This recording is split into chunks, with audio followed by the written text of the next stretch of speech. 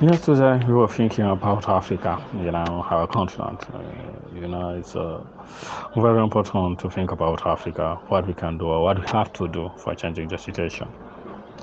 I think that has returned, a lot of African countries had their independence around 1960s. And since then, what is happening in that state is not what the people want. It's not what is independence really. We've said last time about African countries being French. What is happening? What is going on until today? Neocolonialism. A lot of, their national enterprises confiscated by France. And, their politics, under French politicians. That's not for what our ancestors were fighting for, and our leaders, our independence leaders were doing their best. Now we are in that place. African leaders now are Us. We are in their place. We are them. So what they did is what we have to do. If you have a country where how people say there's no independence, we have to give them independence. That is what they want really is independence first, democracy second, good governance third, and give job to our children, so forth.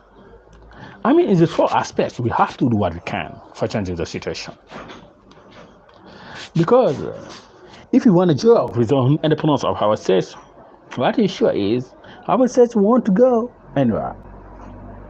If we want Africa to be developed, as what President Becky was saying when he was saying that the 21st century will be African, we have first to do independence. In African countries speaking English, they have already the independence, but in African countries speaking French, until today, the notion of independence is not real. That's the first aspect. The second is what we said about good governance. When we talk about ethnicism, religionism, and corruption, it means that we are accepting why our states are undeveloped. And African Renaissance said clearly, we have to do good governance. To fight against corruption, to hand ethnicism, religionism, and do what we can for making our states developed.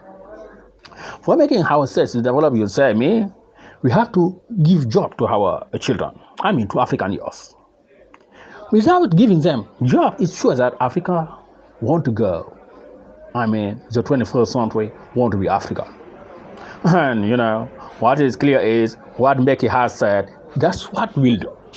Our organization, the International Movement for the Renaissance of Africa, since 2002, we are doing what we can for changing the situation of the continent. And what is sure, this 21st century will make it Africa.